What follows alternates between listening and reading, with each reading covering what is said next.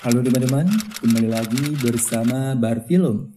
Kali ini saya akan membahas seputar film yang berjudul Apartemen 1303. Film dikeluarkan tahun 2007, menceritakan seorang wanita bernama Mariko mencari tahu tentang sebuah apartemen karena adiknya secara tiba-tiba bunuh diri di balkon lantai 13. Tahu kenapa? Oke, kita langsung aja ke ceritanya.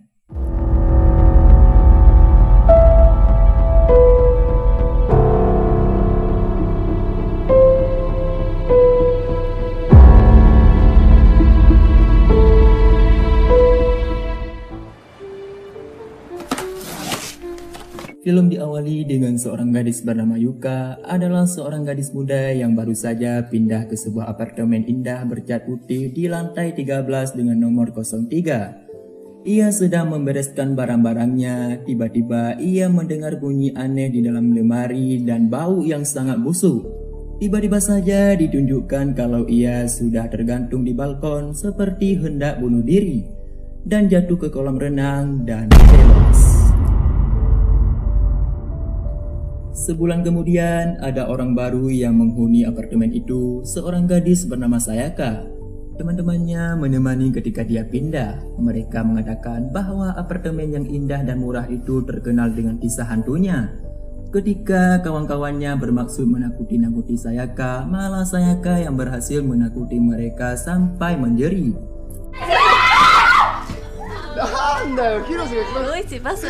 Tiba-tiba mereka menyadari kalau anjing mereka bernama Samantha tidak terlihat. Terakhir kali mereka melihatnya ke kamar mandi. Tanpa sengaja mereka masuk ke kamar berisi lemari yang dilihat oleh Yuka dulu. Tiba-tiba saja perilaku Sayaka berubah, seperti sedang kerasukan. Ketika keluar dari kamar tersebut, Sayaka memakan makanan anjing yang disediakan untuk Samantha. Teman-temannya mengira Sayaka sedang bercanda, tapi ia terus memakan makanan anjing itu langsung dari mulutnya tanpa menggunakan tangan. Kemudian dia berlari mengambil helm dan boneka teddy bear. Teman-temannya bertanya dengan heran, "Apa yang kamu lakukan?" Kemudian dengan tatapan kosong sambil memeluk boneka itu ia berkata, "Aku tidak ingin seluruh wajahku hancur." Teman-temannya heran maksud dari perkataan Sayaka. Terdengar jeri anjing milik teman-teman Sayaka dari kamar yang lain. Dan ketika teman-temannya menoleh, Sayaka lalu berlari ke balkon dan melompat. Ia tewas karena bunuh diri. Tak lama seorang anak kecil misterius mendekati mayat Sayaka. Ia mengambil boneka teddy bear itu sambil berkata, kakak Sayaka yang bernama Mariko tidak percaya begitu saja kalau adiknya bunuh diri di depan teman-temannya. Ia curiga kalau ada yang tidak beres. Ketika itulah tiba-tiba dia melihat arwah Sayaka lewat. Ia tertawa-tawa sambil mengatakan, "Ibulah yang mendorongku." Ibu mereka begitu sedihnya, tak mampu berhenti menangis. Ketika mengunjungi apartemen itu, Mariko bertemu dengan seorang anak perempuan yang membawa boneka beruang milik Sayaka dulu. Ketika ditanyakan, anak itu mengatakan kalau itu boneka milik gadis yang tinggal di sana juga. Mariko masuk dan melihat kalau barang-barang Sayaka sangat berantakan. Dia berniat mengambil kembali barang-barang adiknya itu. Tiba-tiba dia mulai mendengar suara-suara yang aneh di dalam kamar. Lalu hembusan angin yang tiba-tiba. Akhirnya dia mendengar ponsel adiknya berdering. Di dalamnya dia melihat foto Sayaka sedang menggendong boneka beruang yang dibawa anak perempuan tadi. Mariko mengunjungi apartemen anak itu di kamar 1302 dan menanyakan ibunya. Katanya ibunya tidak di rumah. Ketika Mariko menanyakan bagaimana caranya mendapatkan boneka itu, ia hanya menggeleng. Tapi dia menanyakan apakah Mariko tidak takut tinggal di apartemen itu. Ketika Mariko bertanya kenapa, anak itu mengatakan kalau semua perempuan yang tinggal di sana sudah meninggal. Ketika itulah ibu anak itu tiba-tiba muncul dan langsung menutup pintu, membiarkan Mariko kebingungan. Malam itu Mariko tidur di apartemen 1303 sendirian. Ketika sedang berdiri di balkon, ia melihat bayangan adiknya di dalam kamar. Ia bertanya apakah Sayaka ingin menyampaikan sesuatu kepadanya. Tapi Sayaka hanya menggeleng dan ketika Mariko mendekat arwah adiknya itu menghilang. Setelah terbangun dari tidur, Mariko kembali menyelidiki foto-foto di ponsel adiknya. Ketika itulah dia melihat sebuah foto adiknya dengan bayangan seperti hantu perempuan di latar belakangnya. Ia kemudian memutuskan untuk menyelidiki tempat adiknya itu berfoto, yaitu di dekat lemari di dalam kamar. Di dalam kamar selalu tercium seperti bau busuk, tapi di dalam lemari tidak terdapat apa-apa. Tiba-tiba saja seluruh rumah itu berguncang dan muncul seperti asap yang memenuhi kamar itu. Ternyata bersamaan dengan itu terjadi gempa di sana, sehingga Mariko tidak menganggap ada yang aneh dengan hal itu. Dia tidak melihat bayangan hantu perempuan di balik jendelanya yang memandangnya sambil tersenyum dan menyeramkan.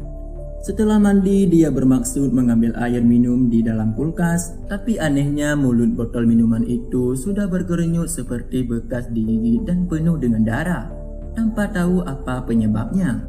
Hari itu juga Mariko membereskan urusan dengan pihak developer dan menyerahkan kunci apartemen itu lalu pergi. Tapi ia masih sempat bertemu dengan gadis kecil penghuni kamar 1302. Ketika itulah anak itu mengatakan kalau gadis yang memberikan boneka itu padanya masih berada di situ. Meski keheranan, Mariko tetap memutuskan untuk pergi dari sana. Begitu keluar dari lift, dia bertemu dengan seorang detektif yang ternyata sedang menyelidiki kasus itu. Detektif itu curiga kalau Sayaka tidak bunuh diri, tapi ada yang membunuhnya. Dari dialah Mariko mengetahui kalau ternyata semua penghuni apartemen itu tewas karena bunuh diri dengan terjun dari balkon.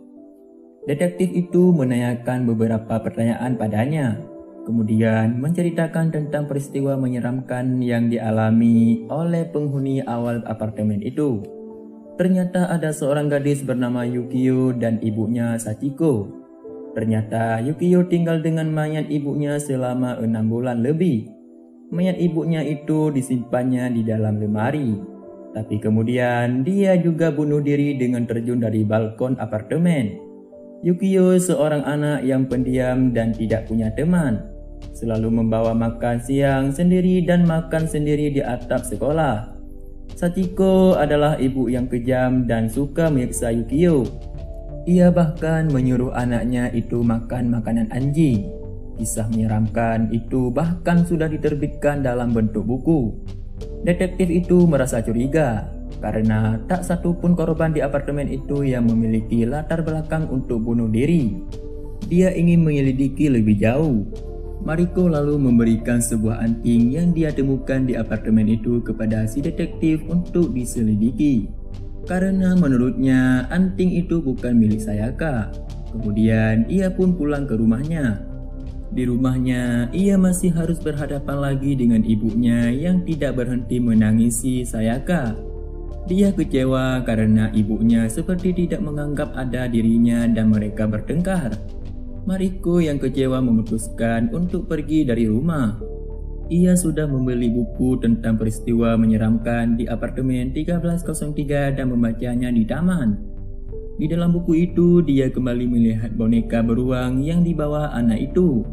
Lewat buku itu, dia mulai mengetahui kisah awalnya bagaimana Yukio dan Sachiko menghuni apartemen itu. Pada awalnya, Sachiko adalah seorang ibu yang pemabuk dan sering marah-marah. Ia bahkan mengurangi jatah makan Yukio dan sering memukulinya. Sepertinya dia berubah jadi gila. Apartemen mereka pun berantakan tak terurus, penuh dengan sampah, sementara ibunya sibuk mencoreti dinding dengan kata mati sambil menggigiti botol air mineral, sehingga mulutnya berdarah. Yukio sangat sedih melihat perilaku ibunya. Diam-diam dia membeli sepasang anting-anting baru. Ibunya marah ketika melihatnya lalu menarik anting-anting itu sehingga telinga Yukio terluka. Saking marahnya, ibunya mengeluarkan kantong plastik dan ingin membunuhnya. Lalu kemudian Yukio menusuk ibunya dengan pisau. Dengan ketakutan dan bersimbah darah, ibunya menyembunyikan diri di dalam lemari pakaian sampai tewas.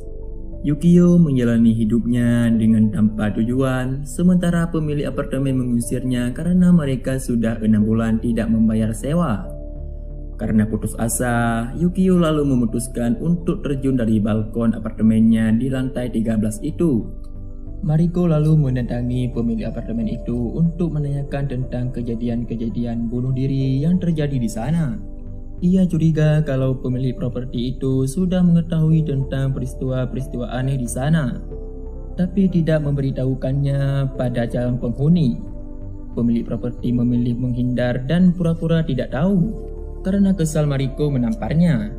Ketika Mariko sedang berada di toilet, tiba-tiba saja antingnya dicopot dengan paksa hingga telinganya berdarah. Kemudian dia melihat bayangan Yukio di sudut toilet sedang memandainya dengan marah. Sepertinya Yukio selalu mengikutinya kemanapun, bahkan ketika dia sedang bersama detektif yang menyelidiki kasus itu. Sepertinya Yukio marah karena Mariko mengambil anting-anting itu dari apartemennya. Sementara itu, sekelompok anak muda sedang mengadakan pesta di kamar 1303 itu. Mereka menyewanya hanya selama musim panas saja. Tiba-tiba saja Yukio mendatangi mereka dan menebar teror untuk mengusir mereka. Beberapa orang berhasil melarikan diri, tapi 3 orang gadis terjebak oleh rambut Yukio dan dilemparkan keluar lewat balkon hingga tewas. Ketika itu Mariko dan si detektif sedang dalam perjalanan menuju ke apartemen itu. Mereka kemudian melihat kalau ada 3 orang gadis yang tewas karena terjun dari balkon. Mariko langsung naik ke lantai 13 dan mendatangi kamar 1303 itu. Tiba-tiba saja ia bertemu dengan ibunya di dalam kamar. Di sana keadaan sudah sangat berantakan. Pelapis dinding sudah robek dan menunjukkan tulisan-tulisan Sachiko di dinding dulu. Dan ada banyak rambut yang menempel di dinding. Ibunya tidak peduli ketika Mariko memanggil-manggil, malah masuk ke kamar tempat lemari pakaian dan menghilang. Mariko menyusul ke dalam dan bertemu dengan Yukio. Dengan putus asa, Mariko bertanya mengapa Yukio tega membunuh Sayaka. Tapi Yukio hanya menggeleng dan darah mengalir dari matanya.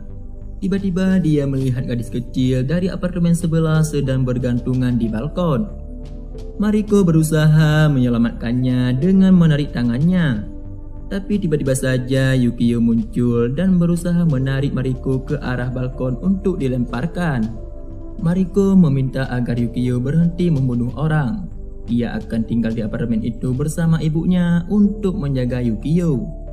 Mariko juga mengembalikan anting-anting yang diambilnya. Setelah itu Mariko pingsan.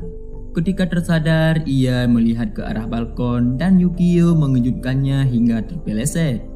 Yukio berusaha melepaskan pergelangan tangannya agar ia terjatuh. Dari balkon sebelah, anak perempuan itu menyaksikan jatuhnya Mariko bersama ibunya sambil tersenyum. Kemudian mereka menghilang karena ternyata mereka juga adalah hantu. Film pun selesai. Oke guys, begitu cerita dari film ini. Kalau ada kesalahan saya mohon maaf. Jumpa lagi di alur cerita selanjutnya.